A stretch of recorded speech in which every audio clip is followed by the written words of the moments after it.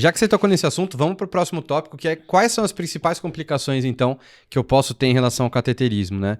Porque vamos supor, então, que eu sou o paciente, você vai me orientar assim, senhor José, tal, olha, tem os riscos. Porque, assim, a gente vê muito falha de comunicação nesse nosso meio com os pacientes, né? Vai fazer um examezinho, um cateterismozinho, um CATzinho, não, tranquilo, exame tranquilo. E tem muita gente também que causa muito medo, né? Não, ele não aguenta fazer um cateterismo. Mas assim... Tem parente que morreu durante o exame, isso aí é um clássico. Já tem aquele tabu, né? Então, de fato, ô Pintão, qual que é o risco de um cateterismo? Ele, assim, diagnóstico. Vamos começar o mais simples, assim. Depois a gente pode comentar de angioplastia complexa. Mas, assim, qual é o risco e quais são as complicações que a gente vai ficar caçando, né? Atento. Então, assim, a gente sempre, quando vai conversar com a família, a gente explica, o cateterismo não é isento de risco porque é um exame invasivo, como qualquer exame invasivo. Porém, você fazer um procedimento no momento eletivo é totalmente diferente do paciente chegar no infarto com supra, numa condição totalmente urgente. Então, o risco do paciente, aqueles riscos maiores, que é morrer, ter um infarto ou ter um AVC, né, os desfechos maiores, os MACEs, vamos dizer, um MACE de complicação, é tudo menos de 1%, é 0,01%. Então, é bem baixo. Mas, infelizmente, não é zero. Uhum. Alguns pacientes têm um maior risco do que outros. Um paciente jovem de 40 anos sem comorbidade fazer um exame é totalmente diferente de um senhor de 80, triarterial, com estenose aórtica, com função renal, diabético, a aorta em porcelana. Então, aí você tem os riscos, mas isso não tem como você quantificar. Você só sabe que esse paciente vai ter um risco maior do que um jovem... Menos de 1%. Mas ali ainda fica ali em torno de 1%. Perfeito. Aí agora a gente tem aquelas outras complicações menores que são mais comuns. Então a principal geralmente é o hematoma, a complicação vascular no local de punção. Uhum. Então a gente hoje tem dado preferência para a via radial porque ela tem menos complicação vascular e sangramento comparado com a femoral. Então a gente dá preferência para ela. O que mais pode acontecer? Então é hematoma no local, depende muito da estatística, mas em torno de 5% de hematoma, mas complicação vascular também em torno de 1%, que é pseudoneurisma, fístula, depende muito se é angioplastia, se é só um CAT diagnóstico. O que mais? Arritmias a gente pode ter, alergia ao contraste a gente pode ter, importante também na triagem ver as alergias que o paciente tem. Fazer o preparo, né, se tiver alergia. Se fazer o preparo. Então, acho que sim, basicamente são essas alterações. Alguma arritmia decorrente do contraste, nefropatia por contraste pode acontecer também, mas o principal é alguma complicação local, com hematoma ou uma complicação vascular, mas todas elas são mais raras. Então, basicamente é um exame... isso. Assim, apesar de ser invasivo, é um exame seguro, né? Se não fosse, a gente também não ia estar indicando. É o que eu sempre falo, o seu médico está pesando o risco-benefício. Ele não ia pedir um exame invasivo se ele não tivesse, né? Ele já deve ter feito várias etapas para chegar até aqui. Boa. Eu vou comentar com o pessoal, então, alguns pontos que a gente pode ter. Por exemplo, teve um hematoma na radial, por exemplo. Então, na hora que você está desinsuflando essa pulseira, então ficar atento, às vezes marcar, né, com uma caneta a expansão desse hematoma. O protocolo é de 3 horas para desinsuflar a pulseira, vai ser um protocolo que vai demorar um pouquinho mais, né? Você também me corrige se eu estiver falando alguma absurda aí. Mas... E se depois que você tira também, formou um hematoma, alguma outra coisa, às vezes vale a pena pedir o Doppler para caçar essas complicações como o pseudoneurisma, que acaba sendo recorrente no local que você faz, né? Bastante, a gente acaba vendo, né? Com uma certa frequência. E aí dá para você fazer correção com trombina, cirurgia aberta, eventualmente, dependendo do tamanho. Mas dá para resolver isso de uma forma tranquila, apesar de ser algum probleminha assim, mas nada muito demais, né? Acho que AVC também é uma coisa importante para ficar atento, então saber o exame físico antes e depois. Para determinar, teve algumas vezes que a gente já teve até que mandar para trombectomia, alguns casos, enfim. E acho que uma que a gente não comentou, mas que é a que o clínico tem mais medo, Fábio, é quando a gente faz um CAT femoral, sangramento de reto peritônio, né? Então, só para a galera também ficar atenta, às vezes a gente tem que também tirar o introdutor, e às vezes pode também sangrar, enfim, mas sangramento de reto peritônio, a gente tem que suspeitar se o CAT foi femoral, né? Esse paciente chocou depois de algumas horas do cateterismo, fica pálido, aquele choque hemorrágico hipovolêmico. Então, suspeitar disso, pessoal, se pós um CAT femoral, o paciente tem um choque inexplicado, né? Foi um CAT inadiagnóstico, nem chegou a ter um risco de uma perfuração coronariana, tem que pensar em hematoma de reto peritônio, e a gente vai acabar fazendo uma tomo com contraste, fazer um HB-HT, corrigir atrás de discrasia, que qualquer que seja, e ficar atento que isso daí realmente mata, ainda mais se você tiver um diagnóstico tardio ou não fizer o diagnóstico, tá? Então isso é bem importante também.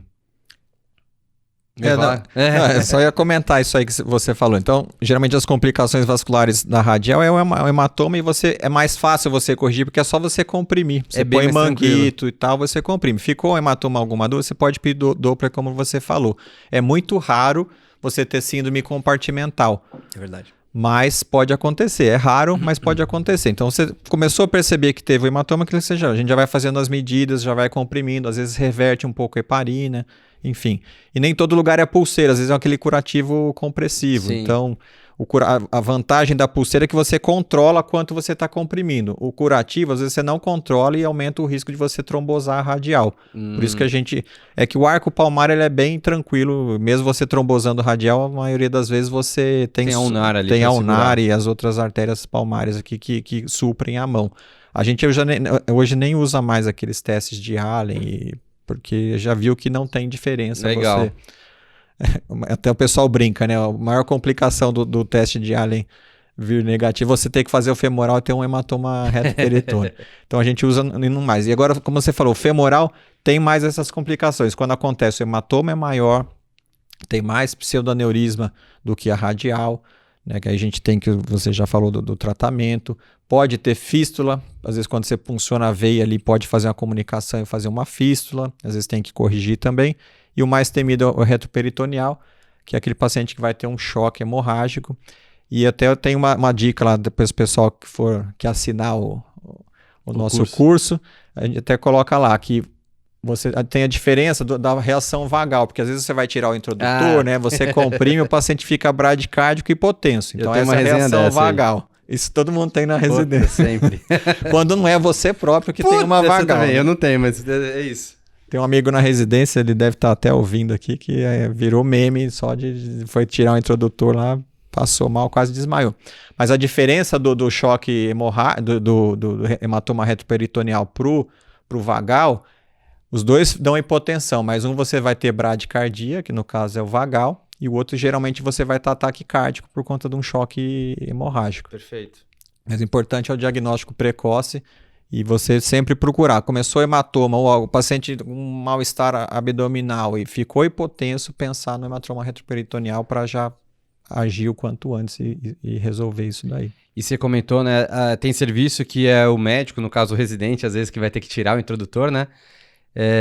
Eu não sei até se é o seu vídeo, mas quando eu tava na residência tinha um vídeo do Cardiopaper, sei lá se era do blog do meu YouTube. R2, foi do meu R2. Era você, né? Não, era do meu R2. Do seu R2? O meu R2 que fez aquele vídeo. Cara, e tem um vídeo aí, talvez ainda esteja aí, estamos em 2024, talvez o vídeo ainda esteja ainda disponível, que eu aprendi a tirar introdutor assim, né? Vai ter que tirar o introdutor. Aí eu já joguei ali Cardiopapers, tinha lá o vídeo ensinando. E às vezes isso acontece também de você fazer a vasovagal, né? Então sempre recomendo também, sempre que alguém for tirar o introdutor, se estiver na residência, por exemplo, avisa alguém. Se você tem síndrome vasovagal também tenta evitar, às vezes fica com um banquinho sentado ao lado. O que não dá é você passar mal, desmaiar. E não tem ninguém para te socorrer, nem o paciente. E o paciente também sangrando, você no chão. Aí é uma resenha ruim também, né? Mas aí é só para ficar atento. E acho que também vale a pena comentar da complicação da função renal, né, da disfunção renal que a gente pode ter, que tem gente que fala que não existe, tem gente que fala que existe.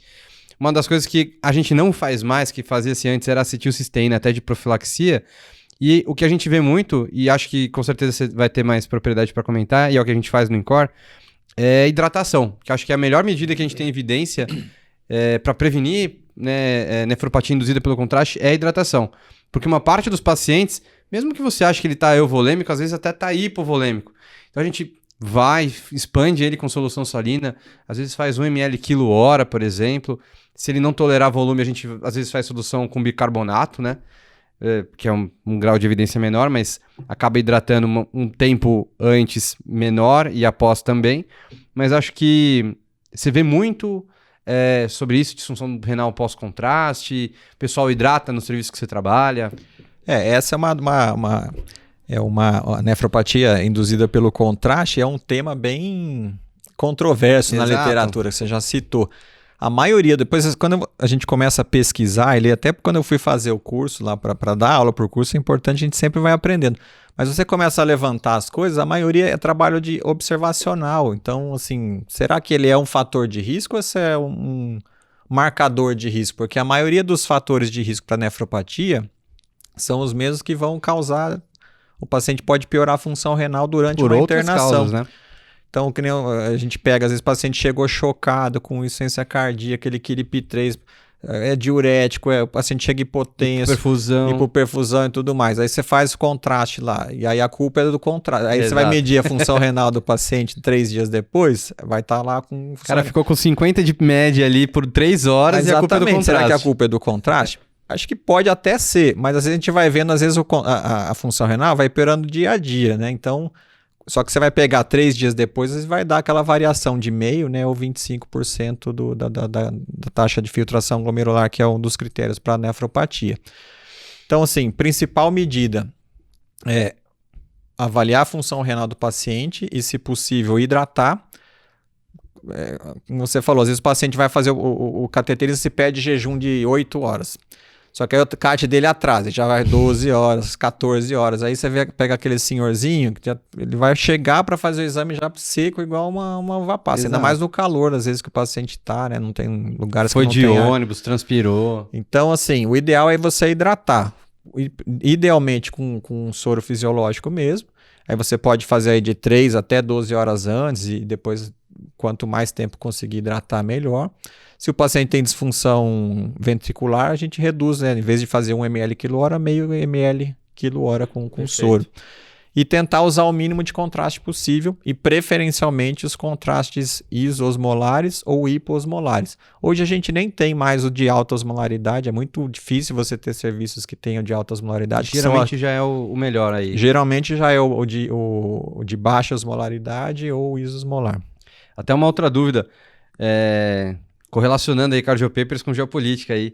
Quando teve o começo da guerra da Ucrânia, alguma coisa assim, teve um momento aí que, não sei se teve relação, né? Mas faltou contraste um pouco, ameaçou faltar, mas não chegou a faltar aqui no Brasil ou no seu serviço? Como não, é que foi? Foi uma época bem, acho que faz uns 2, 3 anos, não me lembro exatamente. Até escrevi um post do Cardiopapers sobre isso. Mas chegou uma época que alguns serviços só estavam fazendo para só emergência, não suspenderam os eletivos, porque foi uma falta mundial, né, de contraste, então eles vão privilegiar os países desenvolvidos, né? A gente aqui acaba ficando na rabeta. Então, alguns serviços principais que já tinham uma compra, né, que às vezes já tem um estoque maior, conseguiu ir levando sem grandes problemas. Mas até o INCOR chegou a ficar, todos os serviços de muitas santas casas aí no Brasilzão. Ficou todo mundo em estado de alerta aí, né? Não era só CAT, né? Contraste para tomo. Também era para tudo. É muito, né? E a gente acha que é um negócio fácil, mas no fim é um insumo que tem uma cadeia de produção que não é tão simples de suprir. Eu lembro que a gente às vezes economizava, em vez de que a gente costumava colocar, né? Você põe lá o frasquinho, colocava, às vezes sobrava e tem que jogar fora. Às vezes a gente pegava, em vez de você fixar ali para economizar gotinha, você ficava colocando numa cubinha, pegando na seringa para poder usar assim para render para vários pacientes. Nisso aí o trabalho aí do TAV Zero Contraste foi bem, né? Foi bem.